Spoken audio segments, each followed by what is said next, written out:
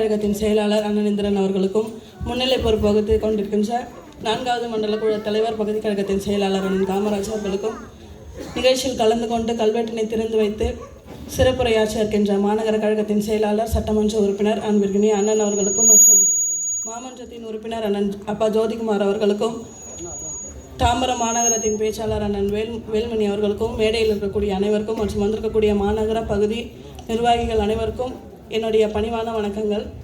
இருந்தாலும் மறைந்தாலும் பேர் சொல்ல வேண்டும், இவர் போல் யார் என்று ஊர் சொல்ல வேண்டும் சொல்லுவாங்க. அதுக்கேற்ற போல் வாழ்ந்த ஒரு மாமனிதர் அண்ணன் லோகநாதன் அவர்கள். யார்கிட்ட பழகினாலும் ரொம்ப இனிமையாக பேசக்கூடியவர். அதற்கு சான்று இங்கே வந்திருக்கக்கூடிய கழக நிர்வாகிகள் தான். ஏன்னா வந்திருக்கக்கூடிய அனைவருடைய கண்கள்லையும் அந்த 2 சொட்டு கண்ணீர் இருக்குதுன்னா அது அவருடைய பழக்கத்துக்கும் அவர் நம்மக்கிட்ட எவ்வளவு நெருக்கமாக இருந்திருக்கிறார் அப்படிங்கிறது தான் இது காட்டுது. யாராக இருந்தாலும் சரி, எப்போவுமே சிரிச்ச முகத்தோட எங்கே பார்த்தாலும் அவருடைய சிரிப்பு தான் எல்லாத்துக்குமே ஒரே பதிலாக இருக்கும். எல்லார்கிட்டையும் அவர் காட்டக்கூடிய ஒரே இது அந்த சிரிப்பு மட்டும்தான். என்னதான் அவரோட மனசில் இருந்தாலும் எங்கே பார்த்தாலும் சரி, அந்த ஒரு சிரிப்பு தான் எல்லாத்தையுமே இது பண்ணக்கூடிய ஒரு இதாக இருக்கும். அந்தளவுக்கு அவர் இந்த பகுதியில் கழகத்தை வளர்த்துருக்கிறார். நம்மளுடைய மாநகர கூட்டமாக இருந்தாலும் சரி, பகுதி கூட்டமாக இருந்தாலும் சரி, எப்போவுமே அவர் கூட்டிகிட்டு வர கூட்டம், அந்த மகளிருடைய பேரணி எப்போவுமே தனியாக தான் இருக்கும். முன்னாடி கருப்பு சிவப்பு துண்டோடு அவர் வருவார், அவர் பின்னாடி எப்போவுமே ஒரு மகளிர் படையே வரும். மேடையில் இருக்கும்போது எப்போவுமே சட்டமன்ற உறுப்பினர் சொல்வார், அவர் வரும்போதே சொல்வார், கரெக்டாக கூட்டம் வந்தார் பார், இவர் தான் சரியான வட்ட செயலாளர், இவர் தான் வட்ட செயலாளர் பண்ணி எப்போவுமே சரியாக பார்க்குறாரு அப்படின்னு சொல்லி பலமுறை நம்மளுடைய மாநகர கழக செயலாளர் சொல்வதை நானும் அவரோடு கூட இருந்து கேட்டிருக்கிறேன். அந்த அளவுக்கு அவருக்கு கொடுத்துருக்கிற பொறுப்பை, அவருக்கு கொடுத்துருக்கிற வேலையை அதுக்கு 100% உண்மையாக இருந்து வேலை செய்யக்கூடிய ஒரு ஆள் அண்ணன் லோகா அவர்கள். அவர் தொடர்ந்து இந்த பகுதியில் பல கழக பணிகளை சேர்ந்திருந்தாலும் அவருடைய இறப்புக்கு பிறகு மாநகர கமிட்டியில் நம்மளுடைய மாநகர செயலாளர் அவர்கள் பேசும்போது நான் தடுத்து அப்போ சொன்னார், இது மிகப்பெரிய இழப்பு நம்மளுடைய கழகத்துக்கு. அவருடைய இடத்தை ஈடு செய்வதற்கு யார் வருவாங்கன்னு தெரில, நம்மளுடைய கழகத்துக்கு இது மிகப்பெரிய இழப்பு அப்படின்னு சொல்லி அந்த இழப்பை சரி செய்யும் அளவிற்கு இன்று அவருடைய துணைவியாரும் அவருடைய மகளும் இந்த பகுதியில் அவர் விட்டு சென்ற பணிகளெல்லாம் சிறப்பாக கையாண்டு நம்மளுடைய கழகத்தை மேலும் வளர்க்குறதுக்கு இவர்கள் 2 பேரும் துணை நின்றுருக்காங்க. இதுதான் நம்மளுடைய கழகம். எப்போவுமே ஒரு துக்கம் நம்ம வீட்டில் நடந்துருச்சு, நம்ம முடங்கி உட்காந்துருவோம் இல்லைங்களா. நம்ம வெளியே வரணும்னு நினச்சா கூட அதுக்கான ஸ்பேஸ், அதுக்கான இடத்த இந்த சமூகம் சீக்கிரத்தில் கொடுப்பதில்லை. ஆனால் அந்த அளவுக்கு நீங்கள் வாங்க, உங்களுக்கு துணையாக நாங்கள் இருக்கோம் அப்படின்னு சொல்லக்கூடிய ஒரே கழகம் திராவிட முன்னேற்ற கழகம் மட்டும்தான். அதற்கு முழு வழிவகை வகுத்து இந்த தாம்பரத்தில் நம்ம எல்லாம் அரவணைத்து செயல்பட்டு கொண்டிருக்கக்கூடிய நம்மளுடைய மாநகர கழக செயலாளருக்கு என்னுடைய மிகப்பெரிய நன்றிகள். ஏன்னா எப்போவுமே மேடையில் நான் தனி ஒரு ஆளாக, தனி ஒரு பெண்மணியாக தான் எப்போவுமே உட்காருவேன். இந்த நாள் வரையில் கடந்த 3.5 வருஷங்களா இதுவரையில் ஒரு நாள் கூட எனக்கு எனக்குள்ள ஒரு எம்பாரசிங் வந்ததே கிடையாது. என்னடா நம்ம மட்டும்தான் உட்காந்துருக்கோம் அப்படிங்கிற ஒரு ஃபீல் எப்போவுமே வந்தது கிடையாது.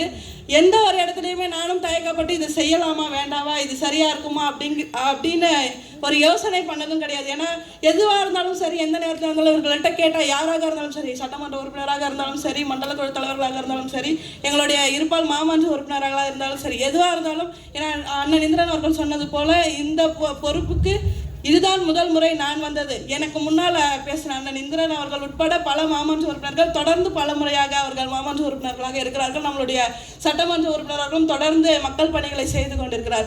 ஸோ தெரியாத விஷயங்களை இவங்ககிட்ட கேட்கும்போது எந்த முக சுளிப்பும் இல்லாமல் உடனே இது இப்படி தான் செய்யணும், இதுக்கு இதுதான் வழி அப்படிங்கிறத இவர்கள் சொல்லிக் கொடுத்த பாடங்கள் தான் எனக்கு இந்த அளவுக்கு இந்த தாம்பரத்தில் எங்களால் இந்த பணிகளை செய்ய முடியுது அப்படின்னு சொல்கிறதுல ரொம்ப சந்தோஷமாக இருக்குது. ஏன்னா மற்ற கழகங்கள், மற்ற அரசியல் தலைவர்கள் எப்படி இருப்பாங்கன்னு எனக்கு தெரியாது. எனக்கு நினைவு தெரிஞ்சதுலேருந்து எங்களுடைய குடும்பத்தில் என்னுடைய பெரியப்பாலேருந்து என்னுடைய அப்பாலேருந்து எங்களுக்கெல்லாம் தெரிந்த ஒரே தலைவர் அண்ணன் சட்டமன்ற உறுப்பினர் அவர்கள் தான். இது எங்களுடைய குடும்பம் மட்டுமல்ல, இந்த தாம்பரத்தில் இருக்கிற சாதாரண திமுகவில் இருக்கக்கூடிய யாரை வேணாலும் கேட்டாலும் எங்கள் குடும்ப தலைவர் அண்ணன் சட்டமன்ற உறுப்பினர் அவர்கள் தான் சொல்லுவாங்க. அந்த அளவுக்கு இவர் இப்போது ஒரு நிர்வாகிகிட்ட பழகிறாருன்னா அவருடைய குடும்பத்தில் இருக்கிறவங்க வரைக்கும் அவர் எப்படி இருக்குது, அந்த குடும்பம், அவங்க குடும்பத்தின் நிலவரம் என்ன அப்படின்னு தெரிஞ்சு வச்சுருக்கக்கூடிய ஒரு ஆள். என்னுடைய இந்திரன் அண்ணன் அவர்கள் சொன்னது போல் என்னுடைய தகப்பனார் 3 முறை ஓட்டு கேட்ட பிற்பாடு எங்கள் அப்பாவுக்கே இதில் உடன்பாடு இல்லை. நான் பாப்பா இருக்குது, நம்ம மேயருக்கு ட்ரை பண்ணுவாங்க அப்படிங்கிற ஒரு யோசனை கூட அவருக்கு கிடையாது. அந்த விஷயத்தையும் எங்கள் அப்பாவுக்கு சொல்லி இது இப்படி இருக்குது, ஒரு வாய்ப்பு இருக்குது, நீ அமைதியாக இரு, அது சரியாக வரும், நான் பார்த்துக்கிறேன்னு சொல்லி சொன்ன ஆள் வந்து நம்மளுடைய சட்டமன்ற உறுப்பினர் அண்ணன் அவர்கள் தான். இந்த அளவுக்கு வந்து கழகத்தில் உள்ள குடும்ப உறுப்பினர்கள் வரையில் எல்லாரோடையும் தெரிஞ்சு அவர்களுடைய நிலவரம் என்ன, அவர்களுக்கு என்னென்ன சப்போர்ட் வேணும், எப்படி அவர்களோட துணையாக இருக்கணும் அப்படிங்கிறத யோசித்து செய்யக்கூடிய ஒரே ஆள் நம்மளுடைய மாநகர கழகத்தின் செயலாளர் அண்ணன் அவர்கள். அண்ணன் வேல்மணி அவர்கள் பேசும்போது எல்லா விவரத்தையுமே மொத்தமாக சொல்லிட்டாரு. இந்த தாம்பரத்தில் என்னென்ன பணிகள் எல்லாம் செய்திருக்காங்க அது எல்லாமே வெறும் ஹெட்லைன்ஸ் மட்டும்தான், வெறும் அந்த தலைப்பு செய்திகள் மட்டும்தான் அவர் இங்கே வாசிச்சிருக்காரு. இதை தாண்டி இன்னும் பல விஷயங்களை தொடர்ந்து அவர் செய்து கொண்டு தான் இருக்கிறார், தொடர்ந்து செய்து கொண்டும் இருப்பார், எப்பொழுதும் செய்து கொண்டு இருப்பார்.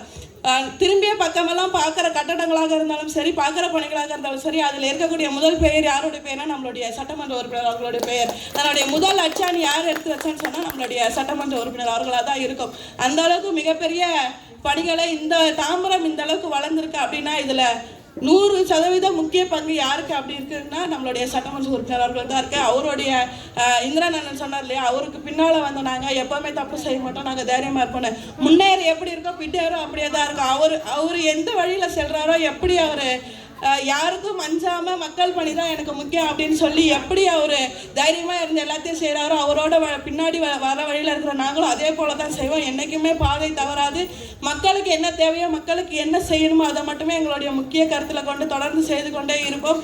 அந்த அளவுக்கு தான் இந்த பகுதியில் வந்துட்டு எல்லா பணியும் செய்திருக்கிறோம். எந்த ஒரு இடத்துலையுமே நான் கேள்விப்பட்டதில்லை இந்த வார்டுலேருந்து மாறி இன்னொரு வார்டில் வந்து நின்று ஜெயிச்சாங்கன்னு.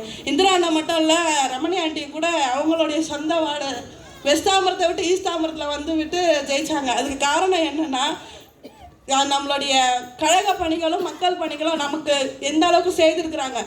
வார்டு மாதிரி நிற்கிறது பெரிய விஷயம் இல்லை, ஆனால் நிற்கிறவங்க ஜெயிக்கிறது தான் முக்கியமான விஷயம். அந்த ஜெயிக்கிறதுக்கு காரணம் என்னென்னா அந்த அளவுக்கு மக்கள் பணிகளை நம்மளுடைய சட்டமன்ற உறுப்பினர் அவர்கள் என்னென்ன தேவை, ஏன்னா எந்த பகுதிக்கு போனாலும் அவருக்கு தெரியும், எங்கே போனாலும் அங்கே இருக்கிற ஒரு குறைஞ்சது ஒரு 50 பேர் இருக்காங்கன்னா அதில் 30 பேரையாவது அவர் ஐடென்டிஃபை பண்ணி நீ என்ன பண்ணுற, ஏன் இப்போல்லாம் வரதில்லை அப்படின்னு நோட்டிஃபை பண்ணி கேட்குற அளவுக்கு அவருக்கு அந்த பகுதி வாழ் மக்கள் இடத்துல ஒரு நல்ல அவங்களோட ஒரு நல்ல பழக்கம் இருக்கு. அவங்கள பற்றி அந்த அளவுக்கு தெளிவாக தெரிஞ்சு வச்சுருப்பாரு. எந்த பகுதியாக இருந்தாலும் சரி, எல்லாருடைய நிலவரம் என்ன, எல்லாருக்கும் என்ன தேவை, எங்கே ஏதாவது ஒரு மீட்டிங் அட்டன், இப்போ இங்கே மீட்டிங்க்கு வந்திருக்காருன்னா இங்கே யார் யார் வரலாங்கிறத தெரிஞ்சு வச்சு அடுத்து நோட் பண்ணி இந்திராண்ணட்ட கேட்பார், ஏன் இவங்க வரல, எதனால் வரல, என்ன விஷயம் அப்படிங்கிறது. அந்த அளவுக்கு கழகத்தின் மீதும் மக்களின் மீதும் மிகப்பெரிய அன்பும் ஆற்றலும் கொண்ட நம்மளுடைய மாநகர கழக செயலாளர் அண்ணன் அவர்கள் அவருக்கு தொடர்ந்து இந்த பகுதி வாழ் மக்கள் மட்டுமல்லாது தாம்பரம் மாநகரத்தில் உள்ள அனைவரும் தொடர்ந்து உறுதுணையாக இருப்போம் என்பதனை கூறி வாய்ப்பளித்தமைக்கு நன்றி கூறிவிடுகிறேன்.